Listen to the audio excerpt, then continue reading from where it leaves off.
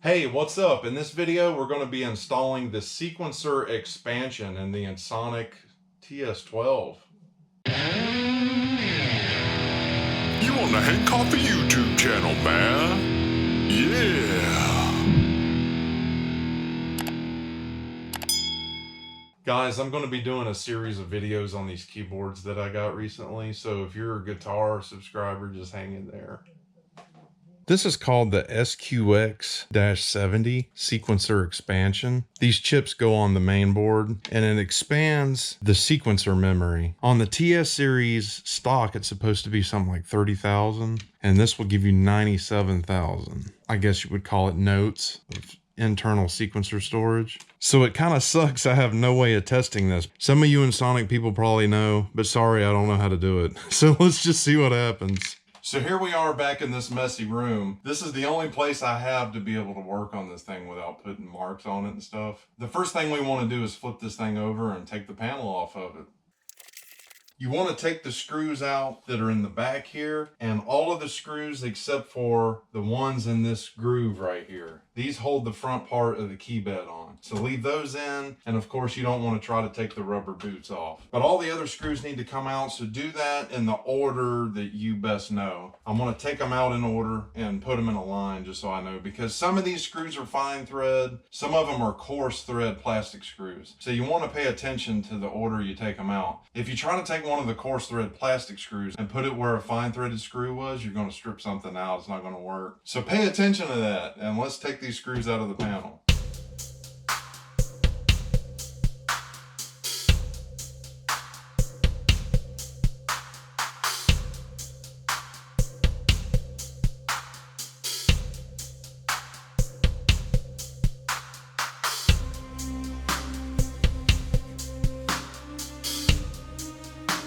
Pull back a little bit like this so to clear these jacks. You should be able to pick up on it and it come off.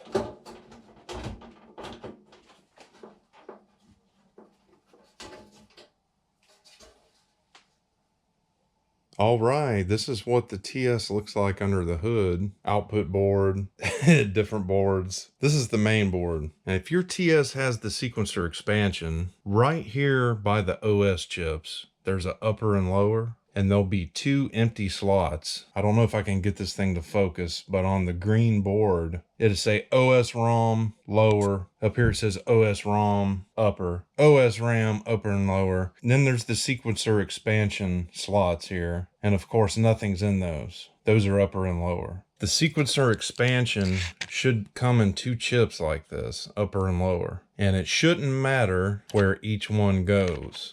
But there's a little notch on one side, and on the slot on the board there's a notch also. So you want to snap these chips in where the notches are lined up like this. Let's see if I can do it one-handed. I need both hands, guys.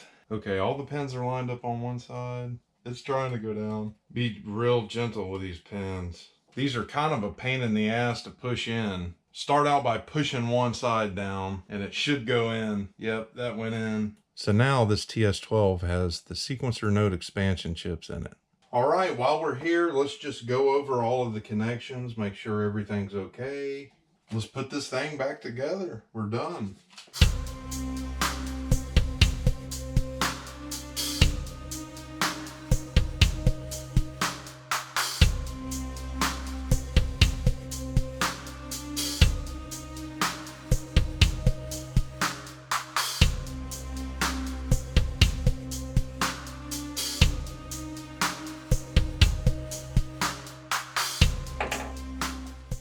Okay, one thing I forgot to mention before we put those chips in is that will erase all of your internal sequences. So if you have stuff in there you want to keep, you'd probably want to back that up to disk or something because it's going to be erased. I didn't know that and I erased all my internal sequences. Going to turn this thing on. Click it over to sequence mode, and of course all of your stuff is gone. Another thing that happened too is this sequencer was real glitchy. So I was like, what the heck? I thought there might be something wrong with the chips. So I did a reset on the board and it cleared everything up. So you're probably going to want to do that also. So we have the chips in, we fired it up. If you hold the presets button and press this top left, whatever you call that button, hold down presets, top left, it says erase memory and initialize. We want to do that. Might as well, our sequences are gone anyways, but the user patches, everything will be gone. So you want to back this thing up before doing the sequencer upgrade. I don't have anything on it right now, so yes, that resets the whole unit and it reboots.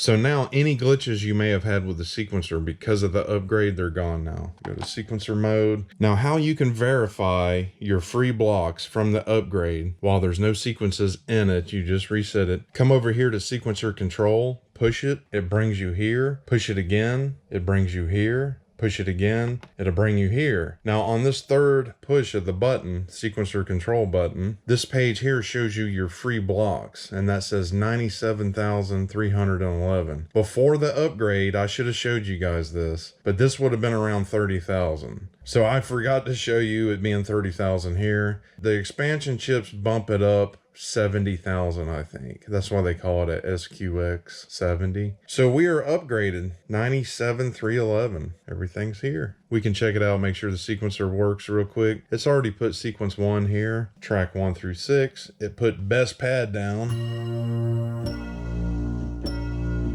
Hold record, press play.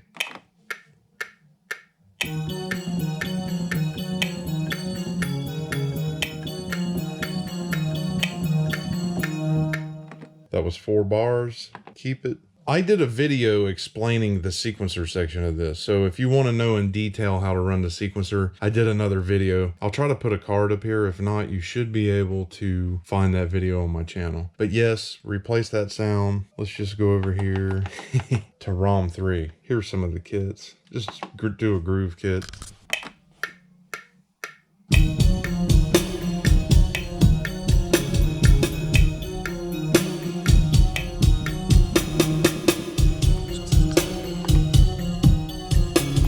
Keep that.